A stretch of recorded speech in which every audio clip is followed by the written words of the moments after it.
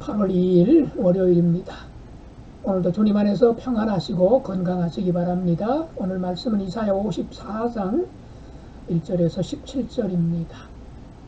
잉태하지 못하며 출산하지 못한 너는 노래할지어다. 산고를 겪지 못한 너는 외쳐 노래할지어다. 이는 홀로 된 여인의 자식이 남편 있는 자의 자식보다 많음이라. 여호와께서 말씀하셨느니라. 내 장막터를 넓히며 내 처소의 휘장을 아끼지 말고 널리 펴되 너의 줄을 길게 하며 너의 말뚝을 견고히 할지어다. 이는 내가 좌우로 퍼지며 내 자손은 열방을 얻으며 황폐한 성읍들을 사람 살 곳이 되게 할 것임이라. 두려워하지 말라. 내가 수치를 당하지 아니하리라. 놀라지 말라. 내가 부끄러움을 보지 아니하리라. 내가 내 젊었을 때 수치를 잊겠고 과부 때의 치욕을 다시 기억함이 없으리니 이는 너를 지으신 이가 내 남편이시라. 그의 이름은 만군의 여호와이시며 내 구속자는 이스라엘의 거룩한 이시라. 그는 온 땅의 하나님이라 일컬음을 받으실 것이라. 여호와께서 너를 부르시되 마치 버림을 받아 마음에 근심하는 아내 곧 어릴 때에 아내가 되었다가 버림을 받은 자에게 함과 같이 하실 것임이라. 내 하나님께서 말씀하셨느니라. 내가 잠시 너를 버렸으나 큰 긍휼로 너를 모을 것이요 내가 넘치는 진노로 내 얼굴을 내게서 잠시 가렸으나 영원한 자비로 너를 긍휼히 여기리라. 내 구속자가 여호와께서 말씀하셨느니라.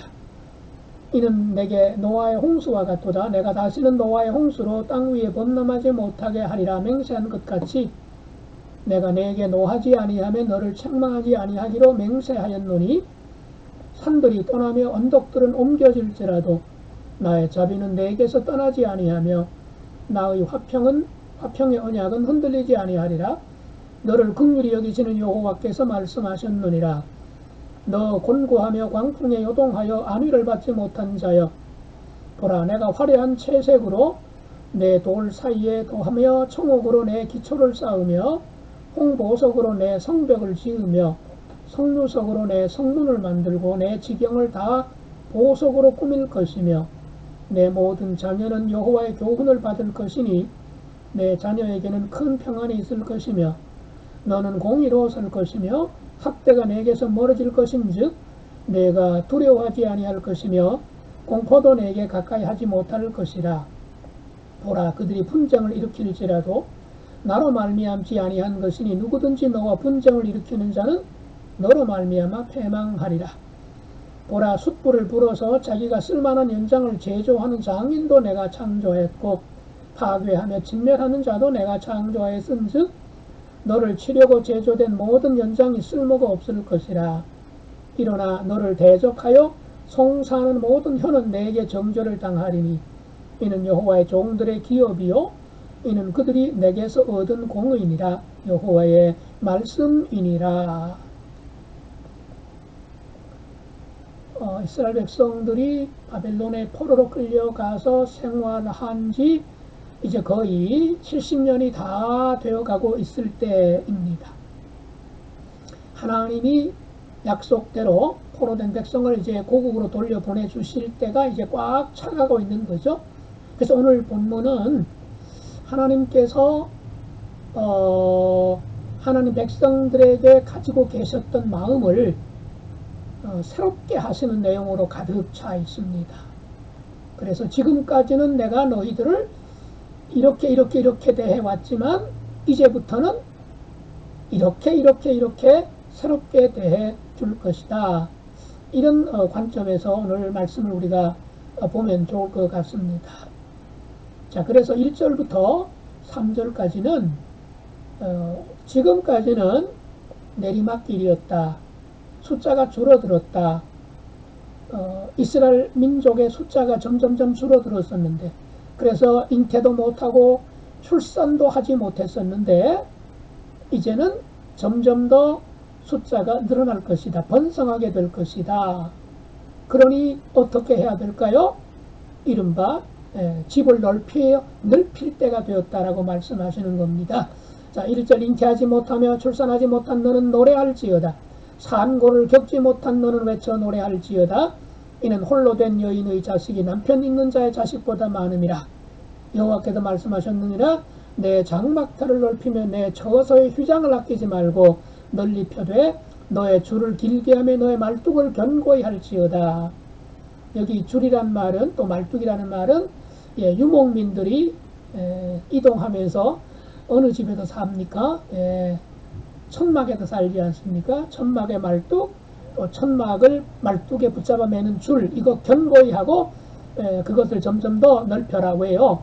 그 안에 들어가서 생활하고 누워야 될 자식들이 많이 태어날 것이기 때문이라는 것이죠. 즉 하나님 백성을 하나님께서 번성하게 해 줄 것이다.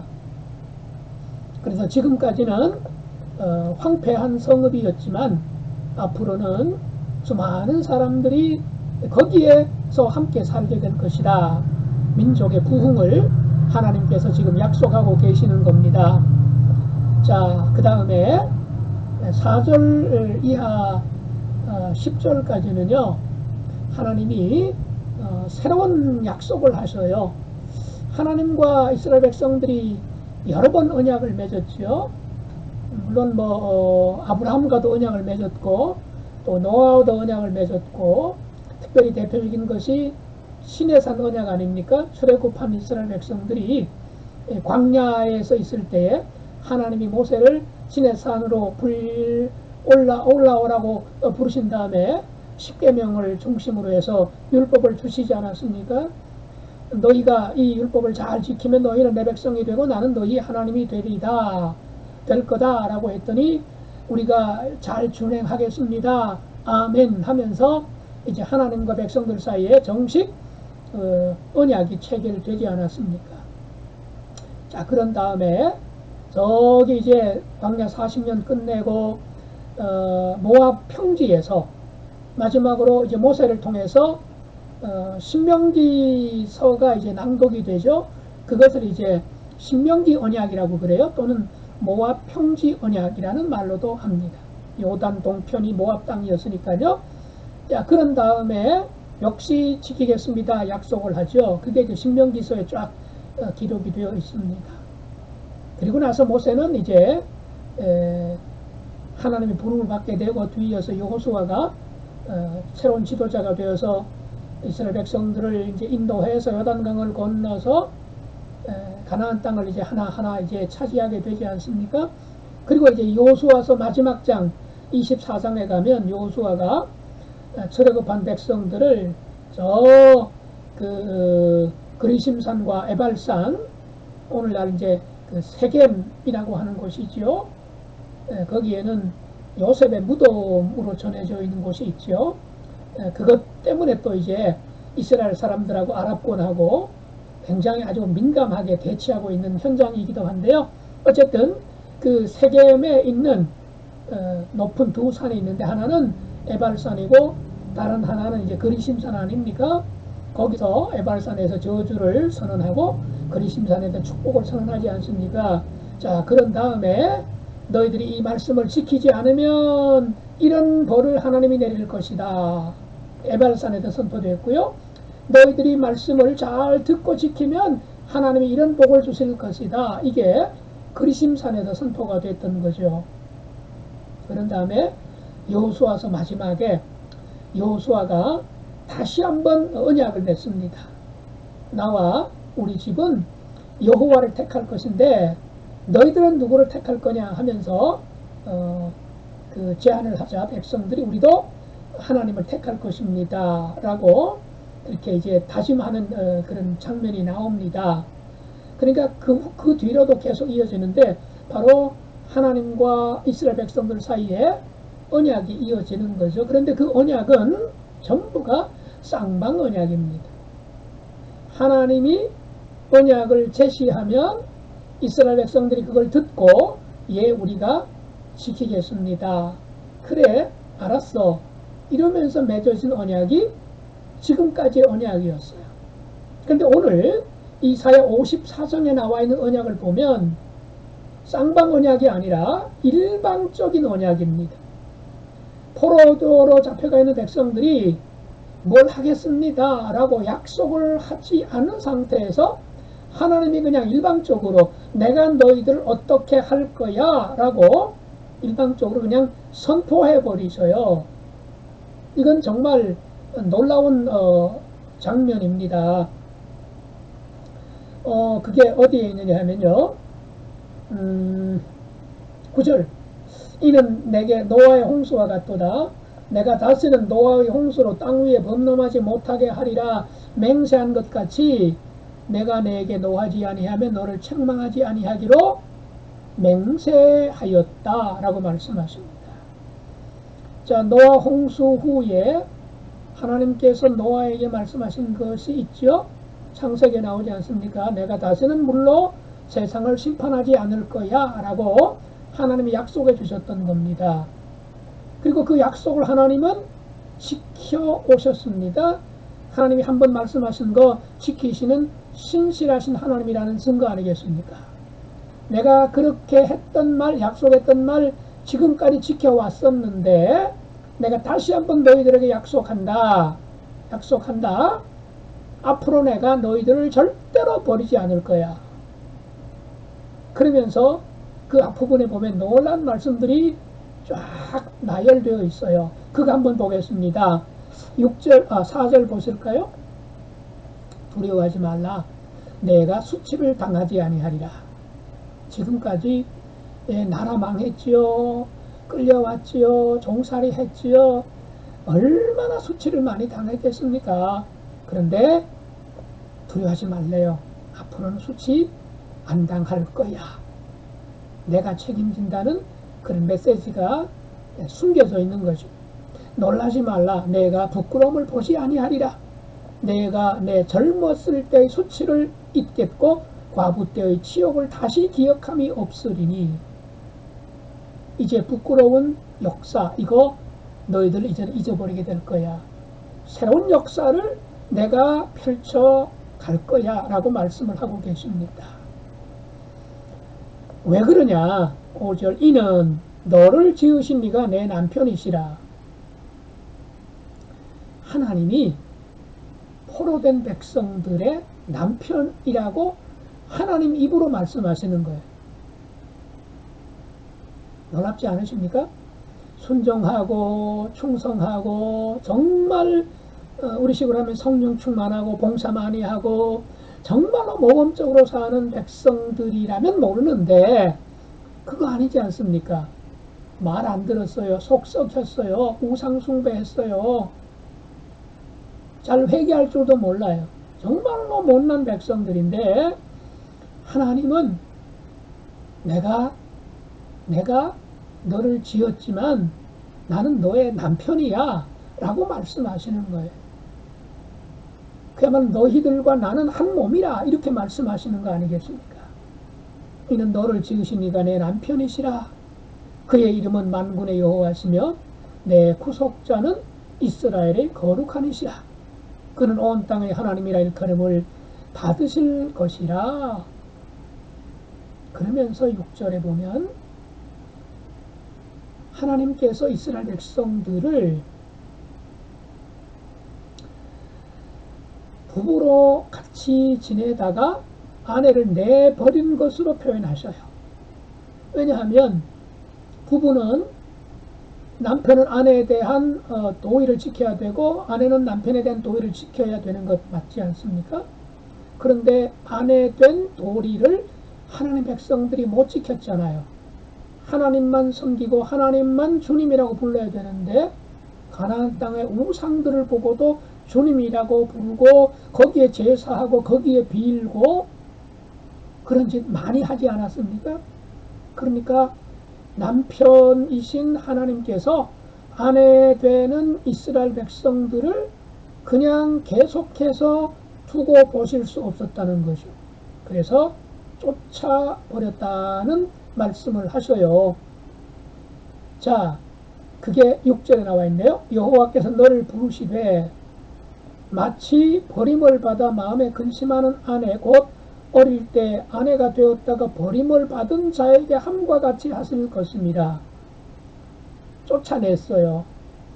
바벨론이 침략하게 해서 포로로 끌려가게 하신 것을 부정한 아내를 쫓아내는 것으로 지금 표현하시고 이제는 쫓겨나 있던 기간이 다 찼기 때문에 내가 다시 그런 아내를 찾아오겠다. 내 품으로 데려올 거야. 라고 하나님이 일방적으로 선언하고 계시는 거예요.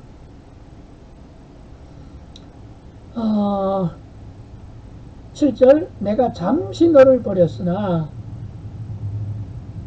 정말 버리려고 버린 게 아니라는 뜻이지. 잠시 버렸으나 큰 긍휼로 너를 모을 것이요. 내가 넘치는 진노로 내 얼굴을 내게서 잠시 가렸으나 하나님께서 정말로 꼴보기 싫은 하나님 백성들을 그냥 무슨 천 가지고 커튼 가지고 그냥 잠시 보지 않으려고 막을 쳐버렸다는 거예요. 그런데 이 하나님의 사랑이 끝까지 막을 치고 안 볼 수 없을 만큼 하나님의 사랑이 지극하시다는 거죠. 잠시 버렸는데 이제는 영원한 자비로 너를 긍휼히 여기리라. 버린 기간은 잠시, 긍휼히 여기는 것은 영원한 자비. 이게 우리 하나님의 모습이십니다. 우리를 향한 하나님의 사랑이시지요. 이게 뭐 자식을 향한 부모의 사랑과도 좀 닮은 점이 있죠. 아니, 부모의 자식 사랑은 하나님의 우리를 향한 사랑을 닮은 거죠. 예. 참 이런 본문 읽으면서 참 눈물이 나지 않을 수 없습니다. 그러면서 10절 산들이 떠나며 언덕들을 옮겨질지라도 나의 자비는 내게서 떠나지 아니하며 나의 화평의 언약은 흔들리지 아니하리라. 여러분 산들이 떠나는 거 보셨습니까? 언덕들이 옮겨지는 것, 뭐 요즘이야 워낙 대형 토목 공사가 많아서 있던 산도 뭐 허물어지고 없어지기도 합니다만, 네, 그 당시에는 이거는 있을 수 없는 일이 아니었습니까? 설사 그런 것들이 있다 할지라도 나는 너희들 떠나지 않을 거다. 하나님이 보증하고 계시는 거죠. 그리고 이제 11절부터 이제 마지막 절까지는 하나님께서 포로된 백성들이 돌아오게 될 예루살렘을 완전히 리모델링 해 놓겠다라고 말씀하셔요. 어쩌면 뭐 리모델링이 아니라 신축이라고 볼 수가 있습니다. 하나님의 신부를 새롭게 단장할 거야 라고 말씀하시는 거죠. 마치 요한계시록 21장에 나와 있는 하늘에서 내려오는 그 새하늘 새 땅, 마치 신랑이 신부가 신랑을 위하여 단장한 것 같다 하는 그 표현과도 좀 이렇게 연결되는 것처럼 느껴지는 본문들이 11절부터 쭉 나와 있습니다. 온갖 아름답고 귀한 것들로 하나님이 예루살렘을 잘 꾸미고 단장하겠다는 것이죠. 왜요? 그냥 쫓아보냈던, 잠시 꼴보기 싫어서 그냥 커튼을 쳐버렸던 하나님 백성, 아니 하나님의 신부들을 맞아들이기 위해서 하나님의 신혼집을 단장하고 싶은 마음이 11절 이하에 쭉 기록이 되어 있습니다. 어쩌면 신약 관점에도 보면 우리는 예수님의 신부 아니겠습니까? 정결한 신부. 예수님께서 제자들에게 말씀하셨죠. 내가 내 아버지 집에 거할 것이 많다. 내가 거할 너희를 위해서 처소를 예비하러 가는데 처소를 다 예비하면 다시 올 것이다 말씀하셨는데, 바로 이런 우리의 처소, 우리가 주님과 함께 영원히 살게 될 새로운 처소를 주님께서 마련하고 계시겠지요.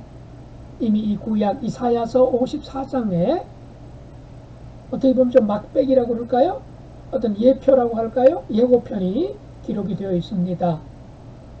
한번 좀 읽어보십시다. 11절 너 곤고하며 광풍에 요동하여 안위를 받지 못한 자여, 보라 내가 화려한 채색으로 내 돌 사이에 도하며 청옥으로 내 기초를 쌓으며 홍보석으로 내 성벽을 지으며 석류석으로 내 성문을 만들고 내 지경을 다 보석으로 꾸밀 것이며 내 모든 자녀는 여호와의 교훈을 받을 것이니 내 자녀에게는 큰 평안이 있을 것이며 너는 공의로 설 것이며 학대가 내게서 멀어질 것인즉 내가 두려워하지 아니할 것이며 공포도 내게 가까이 하지 못할 것이라.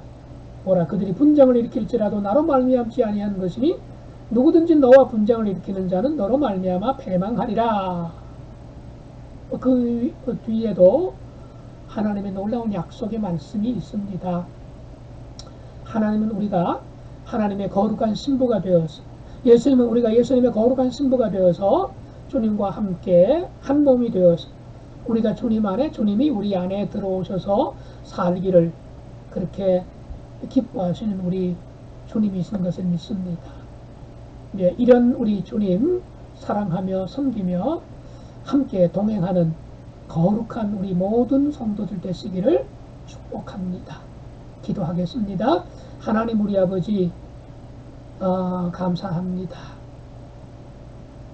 그렇게도 못난 백성들이고 끊임없이 거역하고 불순하고 우상에 빠져있던 백성들이었음에도 불구하고 하나님은 다시금 저들을 긍휼히 여기시고 당신의 아내라고까지 표현하시면서 맞이하실 준비를 하고 계시고 앞으로 펼쳐질 새로운 세상, 새로운 믿음의 미래를 말씀해 주시는 것을 오늘 보았습니다. 이것은 우리를 향한 주님의 말씀이고 또 우리의 신랑 되신 예수님이 신부인 우리를 향해서 바라시는 바 아니겠습니까? 저희 모두에게 하나님의 자녀답게 그리고 예수님의 정결한 신부답게 살 수 있는 그런 결단과 거룩하고 성결하게 살기를 다짐하는 새로운 믿음, 새로운 다짐 허락하여 주옵소서. 예수님 이름으로 기도드리옵나이다. 아멘.